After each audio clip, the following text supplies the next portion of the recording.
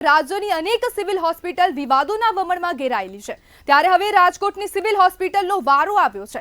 5 મહિના પહેલા લોક સાહિત્યકાર હકાભા ગઢવીને કડવો અનુભવ થયો હતો। હવે જાણીતા સિંગર અને લોક સાહિત્યકાર મીરા આહિરને પણ સિવિલ હોસ્પિટલના અણઘડ વહીવટ અને બેદરકાર સ્ટાફનો ભોગ બન્યા છે।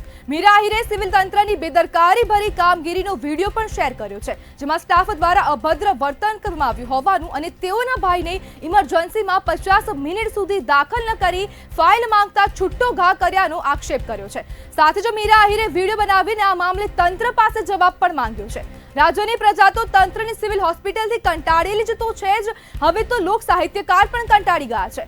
तंत्रने शरम आवी जोईए ज्यारे हवे आवा वीडियो बहार आवे छे त्यारे ज सिविल होस्पिટલનો અણઘડ વહીવટ સામે આવે છે। આવું તો કેટલાય નાગરિકો સાથે થતું હશે। સિવિલના બેદરકાર સ્ટાફથી અનેક જિંદગીઓ ગઈ હશે અને સિવિલ હોસ્પિટલની લાડિયાવાડીથી અનેક નાગરિકો ત્રસ્ત છે। સિવિલ હોસ્પિટલ ગુજરાત સરકારની છબી ખરડાય તેવી કામગીરી કરી રહી છે। હોસ્પિટલના સત્તાધીશો મંત્રીને પણ ગાંઠતા નથી તો તે નાગરિકોને તો શું ગાંઠવાના। ઇમરજન્સી વિભાગના હવે સ્ટાફમાં જે લોકો હાજર હતા તે દ્વારા હવે તોછડાય જેવું વર્તન કરવામાં આવ્યું હતું।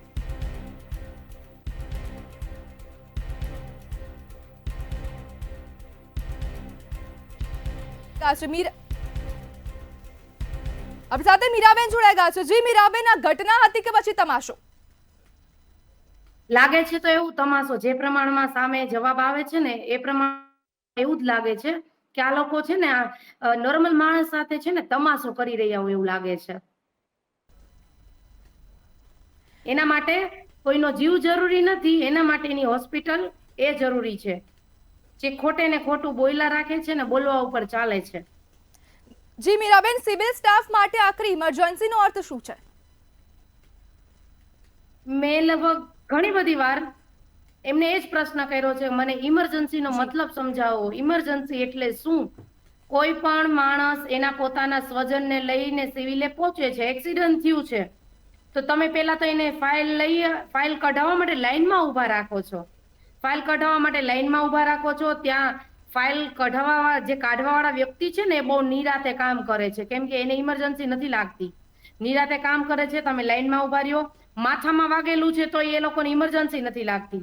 ત્યાં બેઠો છે મારો ભાઈ, ત્યાં બેઠો તો અને ત્યાંનો સ્ટાફ સામું જોઈ અને હી હા ને હસતું હતું બધું, કેમ કે તમારું કોઈ પોતાનું નથી એટલે તમે દાંત કાઢતા હતા બધાય। જી, દર્દીનો જીવ જાય તો જવાબદાર કોણ? ઈ જ વસ્તુ છે, ઈ જ મને રાજકોટ સિવિલ જવાબ આપો કે આ વસ્તુમાં કોણ જવાબદાર છે અને ઇમરજન્સી જે લખેલું છે એ તમે શું કામ લખેલું છે?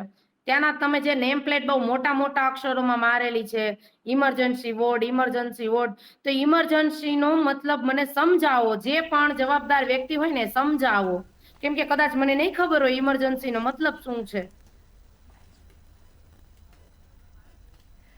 મીરાબેન, હવે તમારી માંગ શું છે? મારી માંગ એ છે કે આ લોકો સામે કડક ને કડક કાર્યવાહી થવી જોઈએ। ઇમરજન્સીનો મતલબ મને સમજાવો, આ લોકોને તમે સસ્પેન્ડ કરો। બીજી વસ્તુ ઈ કે તમે તમારા સ્ટાફના વાંક આવે છે એને તમે ઢાંકવાની કોશિશ બિલકુલ નહીં કરો, કારણ કે જો તમે એમ કહો છો કે એમનું ખાલી નામ લખ્યું ત્યાં સુધીમાં એમના પરિવારજનો હોબાળો મચાવવા માંડ્યા। નહીં, ખોટી વસ્તુ છે, મારી પાસે વિડીયો છે જે મેં શેર કરેલો જ છે। નામ લખ્યું એટલી વારમાં અમે કેવી રીતે હોબાળો? અમે તેમ કીધું તમે પેશન્ટને સારવાર કરો, ફાઇલ કઢવી લીધી છે, હવે પ્લીઝ મેડમ તમે એનો હાથ પકડો। એક પણ ત્યાં હતું ને જે સ્ટાફ એમાંથી હાથ પકડીને એને ચેક નથી કર્યો। મીરાબેન, ચેક મીરાબેન, અગાઉ પણ હકાબા જોડે આ જ પ્રકારની ઘટના બની હતી અને હવે ફરીથી તમારી સાથે આવી ઘટના બની છે। શું તમે બધા સિંગરો ભેગા થઈને આ મામલે અવાજ ઉપાડશો? હા, મને હકાભાઈ કીધું કે વાંધો નથી, મને મારી સાથે આ બનેલું હતું। અત્યારે હકાભાઈના બેન છે ને એમનો મગજ કામ કરતો ઓછો થઈ ગયો છે। એમણે કીધું કે તો આ વસ્તુનો જવાબદાર કોણ? એમની પાસે વિડીયો નહોતો, એ તોય છેક સુધી હકાભા લડ્યા છે। એમણે કીધું કે તમે સિવિલના સીસીટીવી મને આપો, સિવિલમાંથી સીસીટીવી કઢાવો, તમે જોવો। 5 કલાક સુધી હેરાન થયો છું હું, તો અમે પણ ઘણી બધી વાર ત્યાંથી અને અમે વિડીયો ઉતાર્યો છે, અમારી પાસે પ્રૂફ છે। અને જો ખરેખર તમે સાચા હોય તો તમે તમારો વિડીયો રજૂ કરો અમારી સામે। જી મીરાબેન, જોડાવા બદલ આપનો આભાર।